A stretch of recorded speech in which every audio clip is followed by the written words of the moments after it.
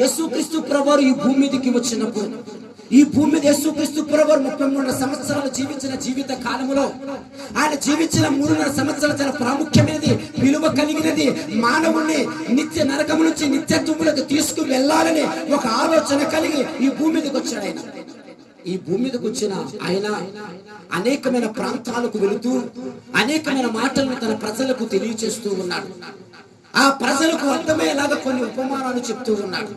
ఉపమానము ద్వారా మనుషునికి అర్థమవడానికి, ఉపమానము ద్వారా వారి మైండ్ సెట్ లోకి వెళ్ళడానికి, ఉపమానము ద్వారా ఆ కూర్చున్న ప్రతి ఒక్కరు కూడా అర్థము చేసుకుని ఉండడానికి కొన్ని ఉపమానాలు చెప్తూ ఉన్నాడు.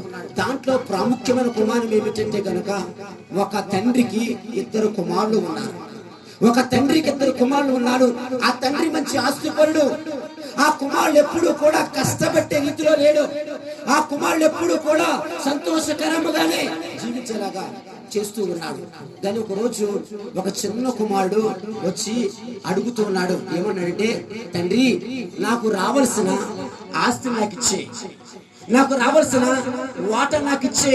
తండ్రి చాలా సందర్భాల్లో బుచ్చగించాడు, చెప్పాడు, నువ్వు బయటికి వెళ్ళబోకరా, బయటికి వెళ్ళిపోతే నువ్వు పాడైపోతావు, బయటికి వెళ్తే గనుక నువ్వు జీవించలేవు, బ్రతకలేవు అని ఎంత ప్రతిమాలినా కూడా, గమనించండి బిడ్డలారా, ఎంత ప్రతిమాలినా కూడా తండ్రి మాట మాత్రము కుమారుడు వినలేదు. తండ్రి చేతిని ఇదిపేసుకున్నాడు.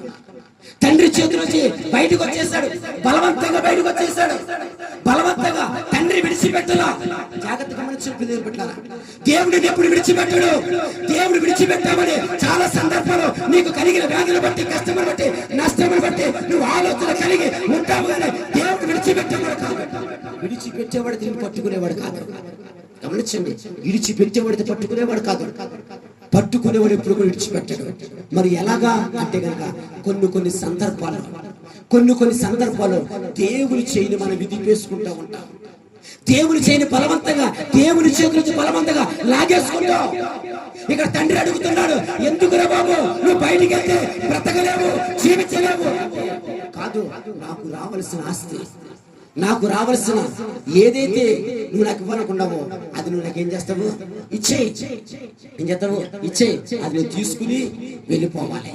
ఎక్కడి నుంచి వెళ్ళిపోవాలి? తండ్రి దగ్గర నుంచి వెళ్ళిపోవాలి. ఎందుకు తండ్రి దగ్గర నుంచి వెళ్ళిపోవాలి? తండ్రి బతిమాలనా కూడా కుమారుడు మాత్రము మాట వినలా. పిల్లలు పెట్టారా, చేయిని విరిపేసుకున్నాడు. తండ్రి బలవంతంగా లాగుతున్నా, గడ్డం పట్టుకున్నా, బ్రతిమలాడుతున్నా కూడా ఏ మాటను కూడా తండ్రి ఏ మాటను కూడా కుమారుడికి ఎక్కనివ్వకుండా తన దుష్టంతో కూడా ఎవరి మీద ఉందంటే కూడా బయటికి వెళ్ళిపోవాలి. గమనించిన ఈ రాత్రి నీ పరిస్థితి ఆ రీతిగా ఉందేమో. చాలా సందర్భాల్లో దేవుని చేతులోంచి విధిపేసుకుని నువ్వు బయటకు వచ్చిన పరిస్థితులు చాలా ఉన్నాయేమో. దేవుని చేతులొచ్చి విధిపేసుకుని బయటకు వచ్చి లోకములో ఏదో ఉంది, లోకముతో కలిస్తే కనుక సంతోషం ఉంటుంది, సమాధానం ఉంటుంది, అదే మంచిది అని ఆలోచన కలిగి దేవుని చేతులొచ్చి విడిపేసుకునే స్థితిని జీవితంలో ఉన్నాయేమో. బయటకు వచ్చేసాడు.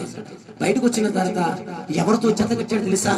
స్నేహితులతో జత కట్టాడు. స్నేహితులు జత కట్టిన ఈ వ్యక్తి స్నేహితులతో సహవాసము చేస్తూ ఉన్నాడు. తండ్రి దగ్గర ఉన్నంత సేపు కూడా స్నేహితులు సహవాసము చేయాల, తండ్రితో ఉన్నంత సేపు కూడా స్నేహితులు చూడాలా. కానీ బయటకు వచ్చిన తర్వాత, ఎక్కడికి వచ్చిన తర్వాత బయటకు వచ్చిన తర్వాత స్నేహితులతో జత కట్టేశాడు.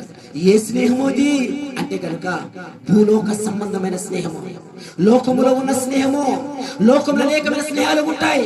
ఈ లోకంలో అనేకమైన స్నేహాలు నీతో జత కట్టడానికి, నిన్ను పట్టుకోవడానికి. ఎందుకు నేను పట్టుకుంటాయిగా? నేను నాశనము చేయాలి, నేను పాడు చేయాలి, నేను నాశనము చేసి పాడు చేయాలి. దేవుడు యెహోవా మన పోలిక చొప్పున నరులను చేయదము. దేవుడు మనల్ని ఆయన పోలిక చొప్పున చేశాడు, ఆయన రూపము మనం చేశాడు. నువ్వంటే ఆయనకి ఇష్టము కనుక చాలా సందర్భాలు నువ్వు విధి వేసుకున్నా బలవంతంగా నేను బలవంతంగా పట్టుకున్నా కూడా చేయిని విధి వేసుకుని స్నేహితులతో జత కట్టేశాడు. స్నేహితుల దగ్గరికి వెళ్ళిపోయాడు.